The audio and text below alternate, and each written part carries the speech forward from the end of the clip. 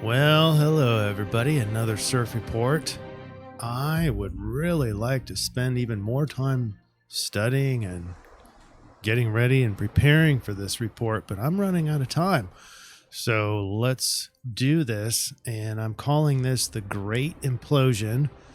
And you'll hopefully by the end of this video have a really good understanding of why I'm calling that.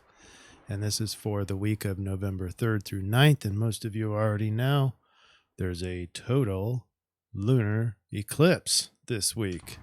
Let's go surfing now. Let's go surfing. Gotta get into my posture. And as I talk, trying to get the slideshow ready. Okay. I've spent a lot of time looking at the astrology, again, particularly this eclipse. It is much grander, much more organized, much more special. This is a very special occasion of just having a total eclipse. But looking at the astrology of this, I did that part 2. I encourage you to go back and look through there. I haven't changed any of my opinions about any of those. I don't think that I didn't actually go listen to that again, but from what I remember, it all still rings true. That was the overall view and some energetic instructions there. But my whole point is that now that we do the I-Ching, we can see the Dreambot, and I can do this triangulation, which is what this slideshow is. This first slide is the triangulation of it all. It allows me to ask certain questions and look for some deeper meaning into the astrology. And so when I'm doing these projections like the part 2 of the eclipse, giving you a preview of the eclipse, it was really just the astrology of it. And so now as I get prepared for this week, which it has the total lunar eclipse in it, now I get the benefit of using this triangulation to look even deeper. And I did find some amazing insights. And so first of all, it really demonstrates to me the value of the CIRF reports in general, because the triangulation process really does, in my opinion, add a depth that we just don't find anywhere else. Some folks use tarot, and that's fine. Some people just use the astrology, and this is all fine. It's just I'm noticing how much deeper I can go with the I-Ching reading, with the Dreambot, and putting it all together. So anyway, I'm going to have a lot more to add for the total eclipse in this week's report that you haven't heard before. I might do some overlapping with stuff you've already heard before, but this could be a standalone video for the eclipse. However, I do recommend that you go look at the part 2, the one I've already done on the preview, because that'll show you like where you can see it and some of the administration, the timing of it and all that. And then this report is more thorough for how does it apply to our lives. And that's the depth that I got, as well as some more of the astrology that I didn't notice before. I know that's a lot, but I'll hopefully explain all this as we go forward. This is our overview slide, and as I already said, I'm naming this the Great Implosion, and mainly due to the nature of the eclipse. During the eclipse, that light of the sun and all those packets will be blocked by the earth, and so it's sort of this black hole as represented on the blood full moon, big bright object in the sky. And for like an hour and a half, I think it is, that is in the Earth's shadow. So you've got a blackening right there. Of course, not technically a black hole, but as above, so below. And what this all could be is just the great implosion in terms of light packets hitting the full moon. But I think it's a lot more than that. And I've already experienced some of this. And as I go along, I'm going to share some of my personal stories. And by the way, I am limited on time. And so I have a lot to say on this. I'm not going to make part one, part two, but I am pretty sure, 95% sure, probably higher, that I'm going to do a second video for some other things that I'd like to share, plus the comments. And then I'm thinking that as I keep on looking at this astrology, that I'm going to keep on finding new things. So all bets are off. Maybe do a third little discussion on some new things I'm finding in the astrology, particularly on this eclipse. This eclipse is magical, absolutely amazing from many different viewpoints. All right. So the black hole of reality means that reality's morphing and changing. Uranus and Taurus. It's over the North Node, so it's the future. And when that eclipse happens, that's all that's there, is this morphing and changing of your material world. And, as a lot of people agree that these eclipses represent 6 months of period of time. And so this timestamp, this energetic stamp, is valid for the next few months. And so as reality morphs and changes, and we have this Saturn T-square thing going on. It's a mega square through November 20th, mega T-square on most days. Some days it just has the two squares on it, but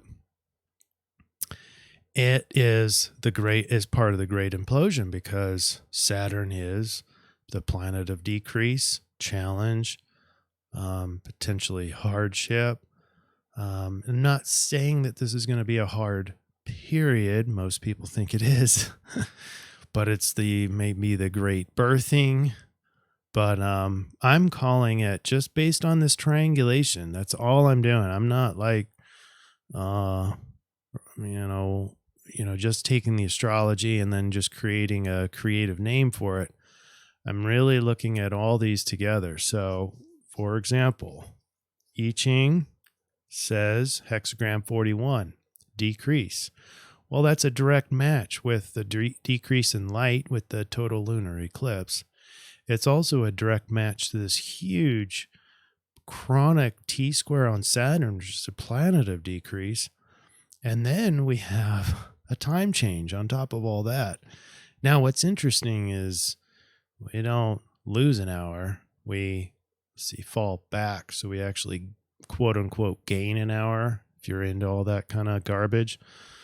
I grew up in a place where we didn't have to change our clocks, so that's why I'm so bitter about this. I started at 18 years old, and it just confused me. Why do we have to change our clocks? By the way, I'm putting a show notes down below, a link to a YouTube video that I think is pretty well done about how these time changes are literally killing us. All right, so anyway, we have this decrease, I-Ching, and then in the astrology, obviously the lunar eclipse, we also have Venus and Mercury that are combust, meaning that they're weakened because they're too close to the sun, and that's all over the South Node in Scorpio. So a lot of old passions, a lot of old emotions, interests, habits are all there, and so then we have the T-square on Saturn. Now, what's interesting about Saturn is the other astrological alignments that I didn't cover in the part 2. The declinations of these planets makes it extra intense and extra conflicted.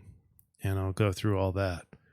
And then on the other side, on the North Node side, you've got Uranus over on the North Node in Taurus. So very, very future oriented, but also independent, unique, rebellious, all that Uranus kind of stuff. But then at the time of the eclipse, we have Mercury Cazimi.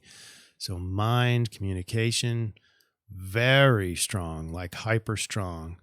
And that's not even the half of it because of these declinations that we're going to talk about. All right. Is that, Dreambot. We got time again. Time's been a major part of the collective unconscious for a few weeks now.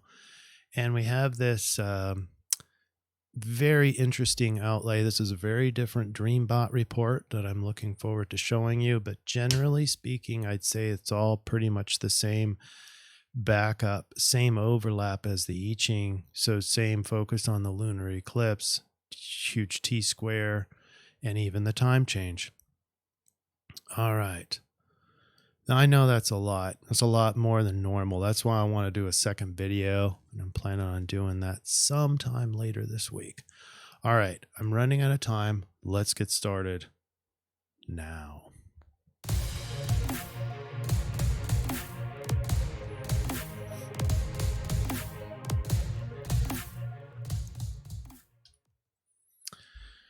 Be sure you have subscribed. That's all I'll say there. And I'm on Rumble and YouTube. Links are below in the show notes.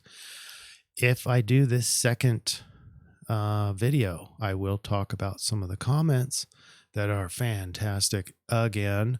But the winner of this week is not for me to say. And he says, I know we are all grateful for the wisdom your channels provide. I have become a student throughout the week. I feel like we know and are waiting to see what we know is coming, but are afraid to have confidence in what we know. I know exactly what you mean, and I think you are correct. And I think a lot of surfers, viewers are agreeing as well. All right, Dreambot. Whoops. I tried to zoom in. Didn't work. There we go. All right, the red arrows, not very many of them, but they're clear delineations of the same time-based words. Some of those time-based words have fallen off. By the way, just for those of you who are curious, today, the word today is a very, very unusual word to be at the very top of a Dreambot run. And there's a lot of reasons for that. I won't go into maybe in the added video. But we also have TOT, which is time over target, which is more of typically a military word, not necessarily combat, but definitely in combat. In combat, definitely have TOTs, but in military operations and training and simulations, you're going to see TOT as well. So we have time there still. Time is a focus. And but in the blue arrows, now this is where it gets weird. I didn't take just individual words. I took groupings of words to make a meme out of it, because you have things like Russia. That's interesting. You don't have a lot of war other than TOT. There's not like a war and battle kind of stuff. In fact, it's the opposite. Stabilize. Movie. So here's what I've got, and I'm not trying to sway anybody's opinion, but this is what I'm seeing in the Dreambot run. You have animal, encounter, and manage. So that's kind of like unpredictableness of, managing some behavior that you see. And then you have Russia, exact, movie. You kind of see where I'm going with this. Will, stabilize, backyard, because that is our backyard. It's not in our country, but over there somewhere, maybe Ukraine, maybe it's in the Russia backyard, which is the Ukraine. Making TOT, so there's a military op. Seem, took, view, that's maybe taking the limelight, converting people opinion, stabilizing viewpoints. And anyway, I don't know if I'm right or not. Okay, I'm not saying that this is the epitome of prediction in global affairs, but it looks to be, at least the Dreambot either is wanting or is focused on or is actually seeing in our soon future maybe over the course of the next 6 weeks, is typically for a Dreambot, for a Dreambot that is looking into the future and then in hindsight has become true, or it was accurately predicting the future. The limit there is about 6 weeks. All right. So if this were to come true, if I have found the right interpretation of this, then it would be around 6 weeks time, within 6 weeks. So obviously it can go longer than that, probably will. But anyway, that's what I'm looking at. If you've got something different, I'd love to hear your comments on this. I don't have many answers for you. All I've got is what I'm seeing. All right. Now, there's a lot of stuff happening in November, but I haven't even looked at that. To be honest with you, I had one circle here for the Mercury and Venus conjunct, but we've got changing signs and everything else. I'm just so enamored with this current week, the 3rd to the 9th, in between the goalposts here. Oh, I forgot to de-zoom. Sorry about that. All right, so we're looking at the vertical lines here, and there's a lot happening out here that I haven't even looked at yet because I'm so enamored with this week. And what I'm looking at are these black horizontal lines. These are very short periods where the declinations are the same, and declinations are more of the vertical component of the planets. You know, we always talk mainly about in our zodiacal sign, the azimuth, you know, as it's going around. Rarely do we talk, or at least I don't hear a lot of words about the declinations. And so that's important as well. So when we have a parallel, what that means is the planets have come together in the vertical. And together, I mean, in order to make this, it's have to be within 17 minutes. So it's a very close angular. It's not just, you know, willy-nilly 8 degrees or whatever. It's very tight. And so you don't see this very often necessarily, but we see 4 of the 5, 6 of those right around on the eclipse day. And that's unbelievable. And if you look at what the one of the T-squares, so the Saturn in particular, seems like it's off on its own other than the T-square, but it too has a very important role in terms of declination, because it's easier going to show you. I'm going to show you on the topographical map, not here, because it's hard to picture this. I'm just going to show you the picture and show you where you are. But what I wanted to show you here is there's a lot of declination organization that I just didn't consider before. I considered a little bit for the Cazimi, you know, the Mercury Cazimi, and even the Venus before that. Here's the Venus one. So it was an extra strong Cazimi. All right, getting into Thursday the 3rd, and I do have to continue to watch the clock so that I don't go over. There's a lot happening even at the onset on Thursday the 3rd of November. We still have that T-square on Saturn. That's a big news. Big news is we have a stellium in Scorpio. As you all know, we have Mercury and Venus in a combust stage, meaning that they're both weakened. So relationships are really intense and passionate, but weakened by being too close to the sun. And in this south node orientation now, everything's past oriented. So weakened, but intense, because that's Scorpio. And then we have the parallel that I talked about. So Mercury is parallel with the sun. And let's see here. And Saturn is contraparallel with Uranus. And what that means is conflict, extra conflict, Well, contraparallel means that you've got the celestial equator that's out here, and the two planets are exactly within 17 minutes of opposite of the celestial equator. So celestial equator is just our own equator projected out into the universe outward. And so this contraparallel is where they're exactly opposite. So that makes a conflict. And you already have a square there. So that's conflicted. And so you have a mega conflict this week, including the eclipse, with Saturn conflicted with Uranus. So it's like the climax, even though the azimuth is, let's see, about a 1.5 degrees off. So pretty tight. They're not right over each other. If they were exactly 90 degrees, then we would be looking at going exact, but that would be the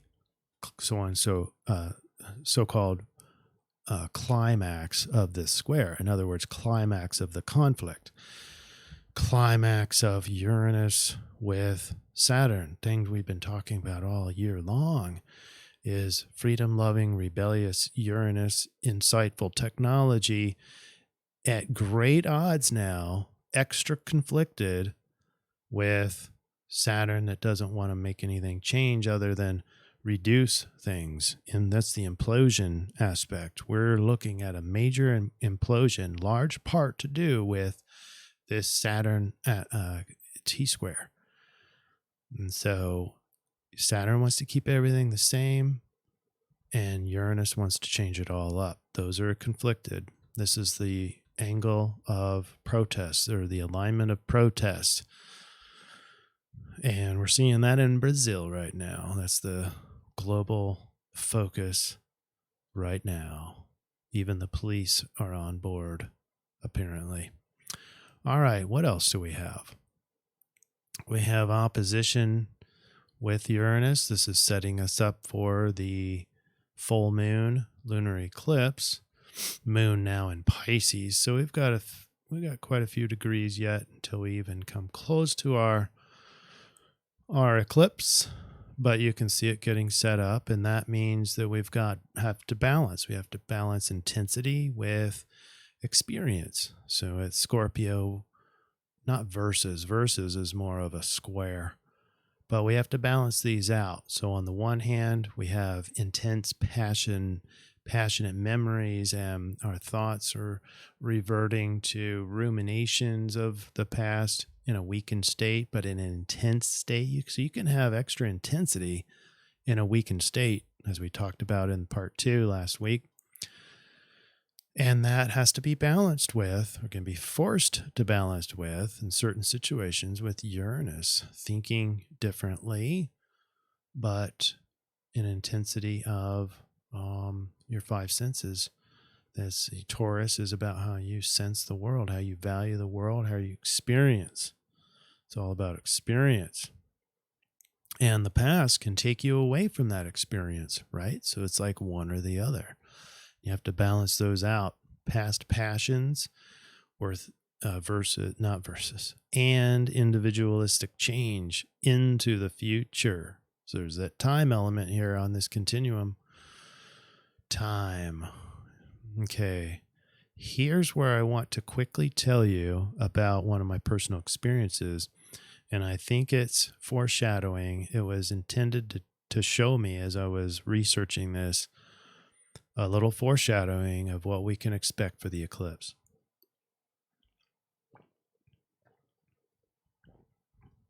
Basically, I started noticing that old things, my favorites, certain drinks, and even music, and Angie can attest for this, I just suddenly lost interest in my favorite music. Not that I hated it or anything. I was just saturated. Like, I don't know why I don't want to listen to it, but I just shut it off. All music. I'm a very eclectic listener. It all sounded, it was not satiating. It was not satisfying. It was looping. It was like the same old stuff. And so I just shut it all off for a couple days.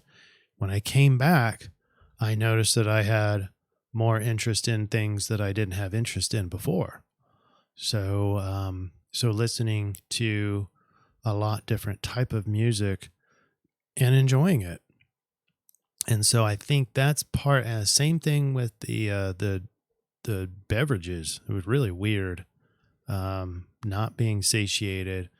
These are like, how is this not delicious? It's always been delicious. And so my point here is that hearing, tasting, these are five senses, and those are changing. And I think this is going to accelerate and get very implosive. I don't know if that's a great word, but implosion of the past will get included by the earth, and you're going to be left with new changes in how you perceive, value, experience the world. In other words, your five senses are going to be your indicators that something is changing. And by the way, there's 6 water signs here. So a lot of emotion, and it's a lot of it's conflicted. So joy, huh? Friday the 4th, we're still on daylight savings time. Eye roll here is appropriate. And so here we have more setting up of the opposition, just a balancing act. We have more pressure, a lot more pressure here, because Mars is making a multi-square. You got the moon here transiting, so you got Neptune and Jupiter, moon right in between those two, and they're all in a conjunction, square over to Mars. This is really going to put pressure because Mars wants to move forward and even fight. So the fighter, the warrior, conflicted with the illusions of it all, the fantasy, dreams, the moon, the emotions, conflicted with emotions. That's not a very fun alignment. This is really going to drive a lot of behavior. This coagulation of squares is going to be harder to see optimism. It's going to create a lot more emotion and discomfort, and it's going to make you maybe quick and impulsive to escape. So there's going to be there's a self-sacrificing element over here in Pisces, right? So you might feel guilt tripped to do something for other people, to self-sacrifice. Maybe Gemini's not all known for self-sacrificing, but you have that strong Pisces influence on this side. So there is that pressure.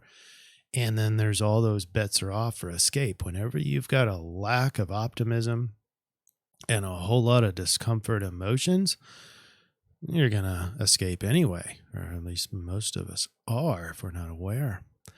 Saturday, the 5th of November, still on daylight savings time.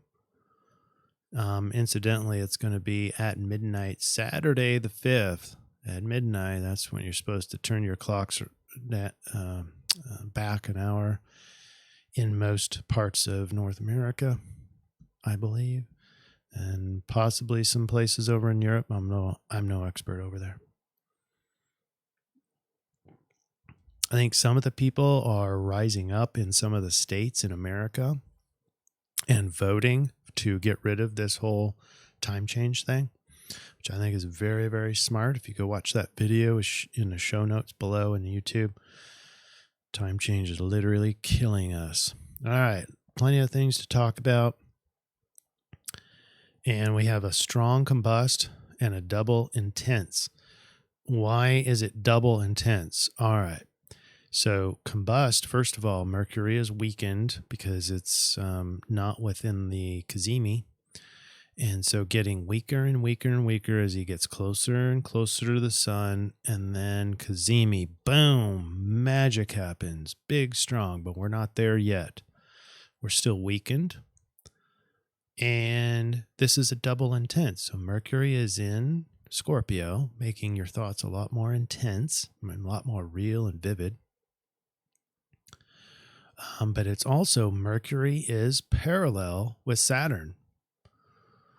And what that means is parallel means intensity. So it's like double exponential intensity with thoughts, exponential intensity, or I'm sorry, just more intense on Venus, because Venus is not parallel. It's just Sun and Mercury. Let me check that. You know what? I'm wrong. I just checked it. Venus is also parallel. All three of these are parallel with Saturn. So the intensity goes up. And this is on Saturday the 5th, all right? Intensity of Scorpio and the past, all the past things get more vivid in your weak mind. You lose track of what's real potentially. There's not the Neptune influence here. I guess the influence of Neptune would be on mainly your relationships, potentially finance. Maybe you see more in what's there or less of what's there, or have a horror show there or whatever. But the intensity goes up tremendously. And then on top of that, you got this conflict of the square. You got a triple square over to Saturn. So what is Saturn doing?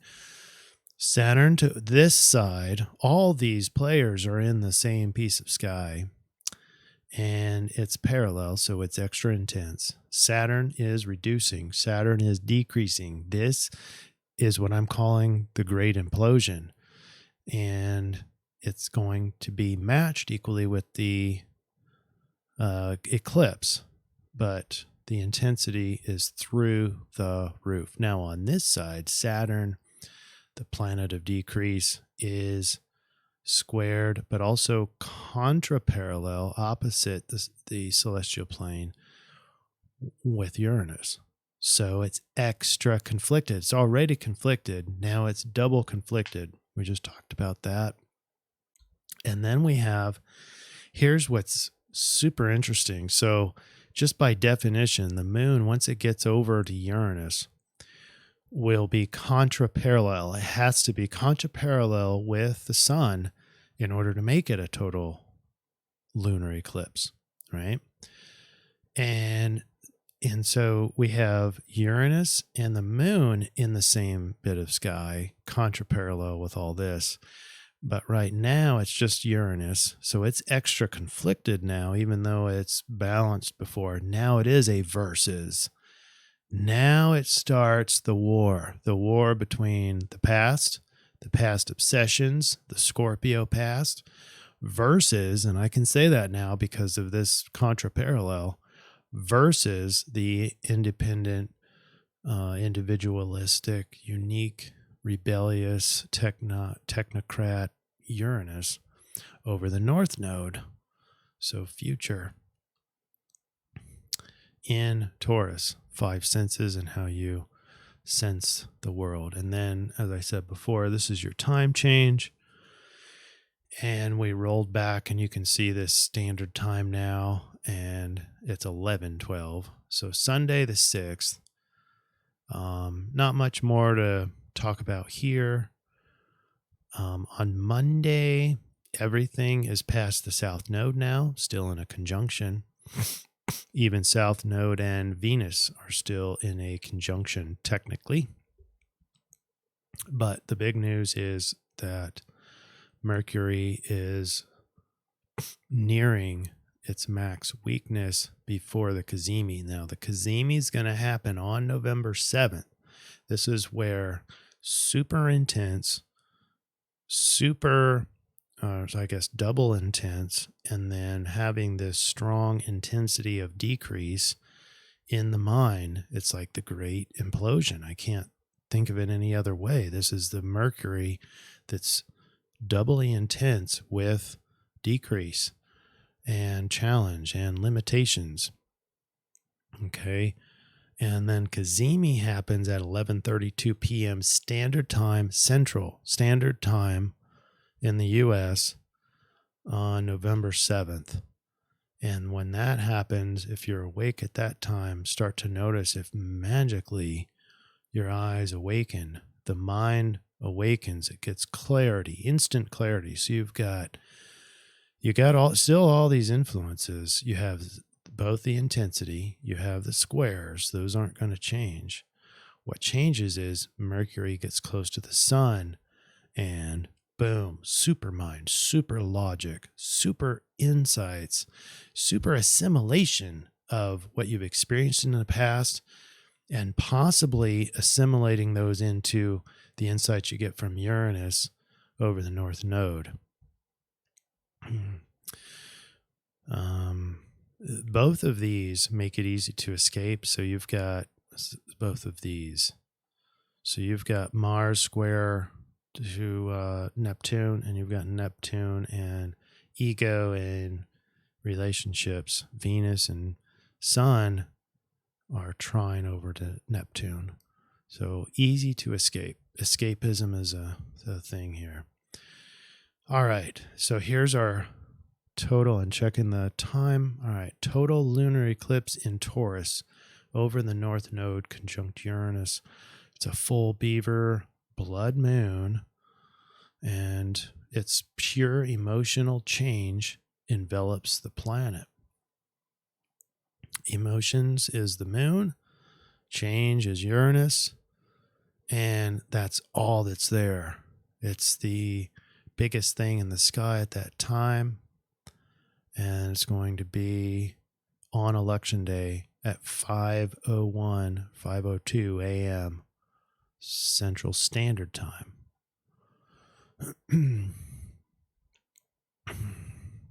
Different parts of the world will obviously have this full moon in different locations. But in my part of the world, I'm going to see this if I'm awake. So I was awake this morning for this, so maybe probably be awake on Tuesday the 8th to see this. I'll go out in the western sky. On the right side of the zodiac is the west. And so it's setting. It's a setting moon, setting blood moon, beaver moon. Now, a lot of these things that I have researched extra, I've already talked to you about. We talked about the parallel, the declinations, the contraparallel. So basically, Saturn is conflicted with everything over here. That's the important one. And it intensifies everything over here. So, I mean, it's organized in such a bizarre way. I mean, you look at all these oppositions, you look at all these trines now, and you look at all the T-squares, but then you also look at the declinations. It's unbelievable. So with the planet of decrease still conflicted, even though these light packets from Scorpio with a heightened, intense mind, super gazimi, super intense gazimi, still affected by limitation, but gets occluded. All those packets get stopped by the Earth, and all you're left with is Uranus, full moon, full blood moon over the North Node. It's future oriented. It's a change of emotions. It's change in how you interpret emotions, how you value the emotions. This is the Taurus thing now. How you experience these emotions, how you experience the five senses, and hence how you experience the material world. All that's changing, and this is the timestamp for the next 6 months. So, to sum it up then, Saturn intensely challenges mind and ego, and nothing but conflict between Saturn and Uranus. Nothing but conflict all week long. But keep in mind, this energy that's being returned to the moon at the time of the eclipse for an hour and a half ish gets occluded, and all you're left with is Uranus. Uranus is freedom loving, rebellious, technology, etc. And on Wednesday, clearly optimistic about escapism for Mercury and Venus combust. Mercury is now past the sun and past Cazimi, so now back to that weakened state. Big focus on lack, time, and challenges as we have this mega square on Saturn, and the inclination, declination still apply that we talked about. Wow. And if you want more on that lunar eclipse, then go to that part 2. It's the last CIRF report, or the last video that I put out. It's called part 2. And it's all about this preview of November 8th, with a lot of talk on the comments. All right. And here we go into the I-Ching. It's hexagram 41 with one change line. And it says, learning to accept a temporary decrease in position, feelings, or material possessions prepares the way for an increase in the future. And what I was thinking of is the precious metals prepares the way for it, because I have been hearing about some predictions of a collapse in the metals market, only to be followed by an exponential then increase. So it sounded to me like what I had just heard on the precious metals market. We live in materialistic times, but there is no disgrace in letting go of some of your assets. This can be part of an investment in future gain, a gain that may come in the form of greater freedom, learning, and development of personal character. Likewise, the inner strength that comes from bearing an unanticipated loss can be balanced by an increase in inner strength and insight. So there is an advantage to Saturn. And Saturn, and all its displeasure and discomfort that it offers you, also offers you future inner strength and insight about how to handle these things in the future. When letting go of material desires leads to greater simplicity in daily life, good fortune comes calling. On that top line, line 6, for supremely successful enlightened people, their increases cause no decreases for others. They have learned to advance by generating more for all, not by clever maneuvering to advance self-interest alone. That's the sort of the programmed Western capitalistic mindset, which is dog eat dog.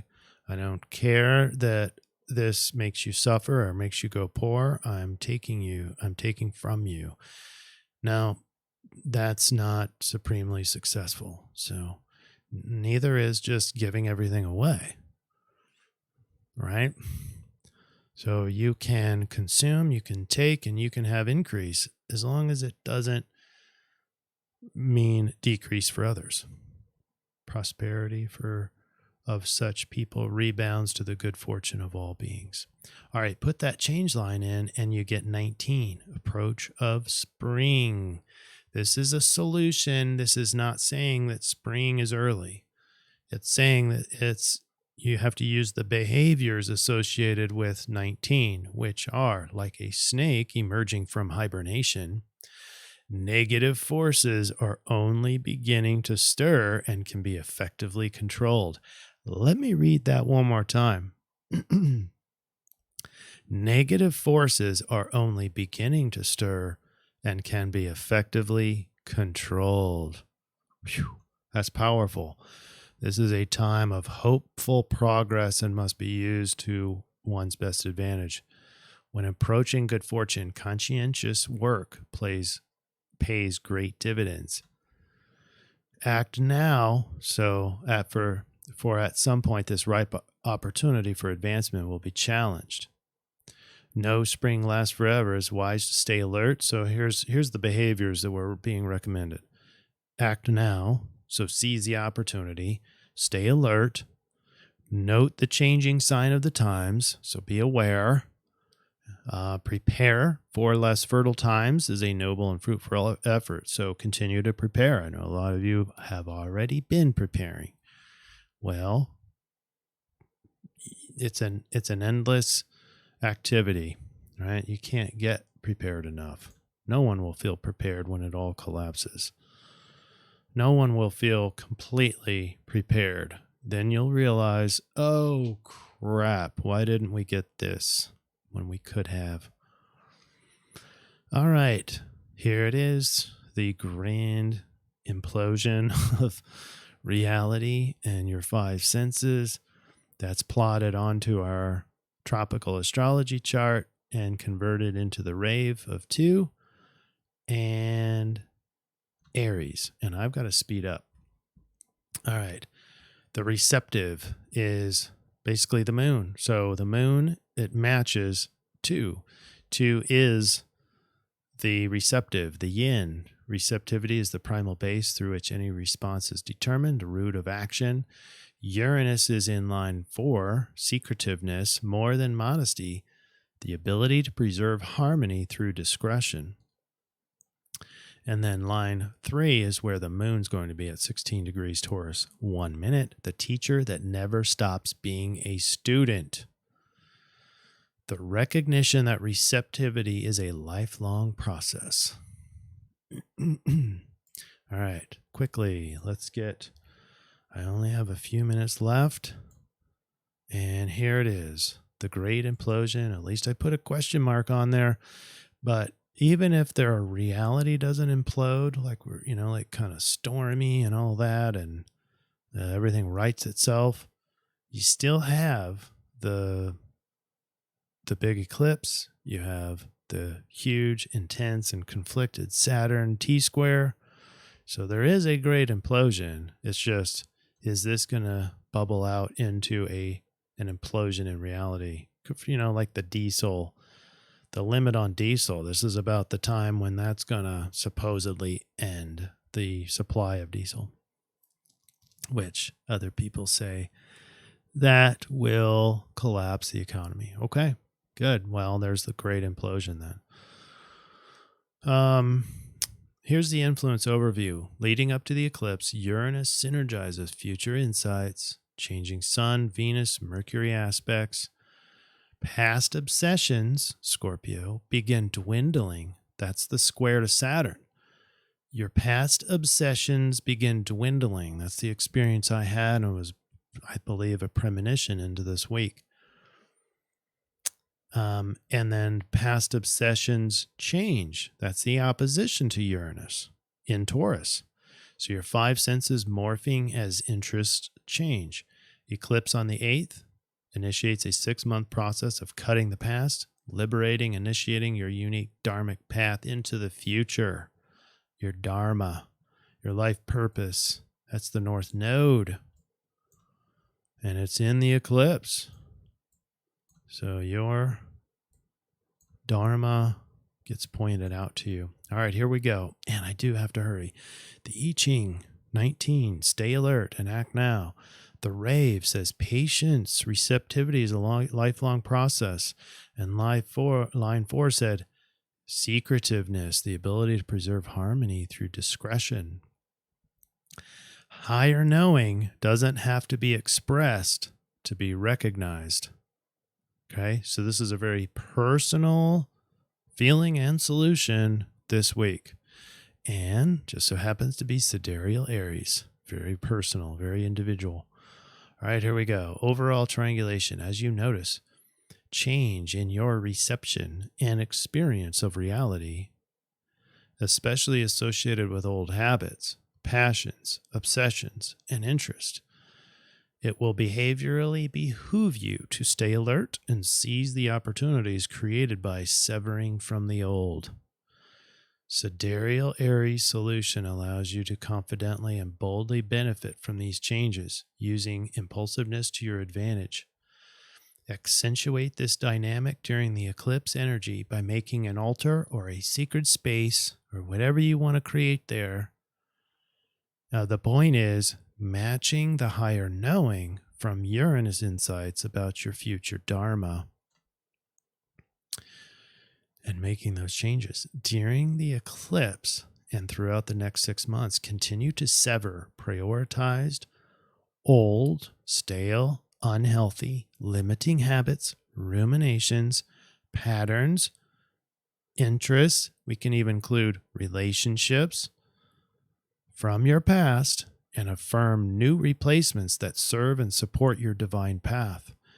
Receive the teachings from the eclipse energy, the Uranus North Node energy packets, particularly when it's eclipsed. It's all that's left. It's nothing from your old passions and habits, right? It's all new. It's all Dharma, the North Node. It's magical time for you, as evidenced by how organized it is, both in all the planets in azimuth and their squares and trines, as well as declinations and vertical aspects. Got 3 minutes.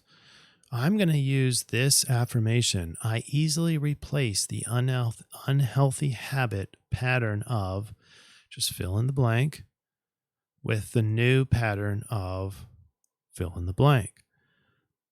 The more unique and the more specific, the better. So you don't want to just say, I want to replace unhealthy eating with healthier eating. Pick something very specific, maybe a nutrient that you have been neglecting for a while or are deficient in. Or maybe it's too toxic, like a sugar, or maybe you're deficient in, I just noticed, carrots. I had a sudden urge to eat carrots, and I was like, I think I have an A deficiency. And who knows? But be specific. So I had specific things I wanted to do with music. I created goals, very specific goals. And so with this eclipse energy, I'm going to be in my sacred space, and I'm going to be saying these things and then planning out when to do my new behaviors, new habits, to create a new habit. All right, that's all I have. I do have to get going now, but I will create another video for y'all. Expect that by the end of the week.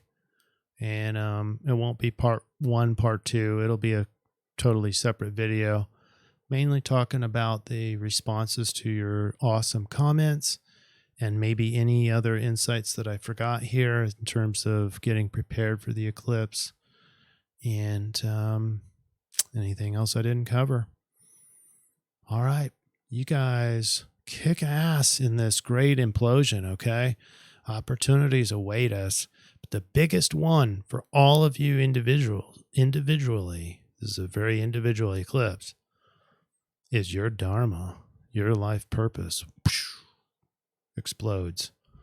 While everything else implodes, now your purpose manifests. Be looking for how you experience the world and your 5 senses to change. Don't fight it. Notice it and install it into this affirmation and to your sacred space. All right, that's all I got. We'll see you next week. I'll see you in the next video. It'll be before the next week. All right, cheers.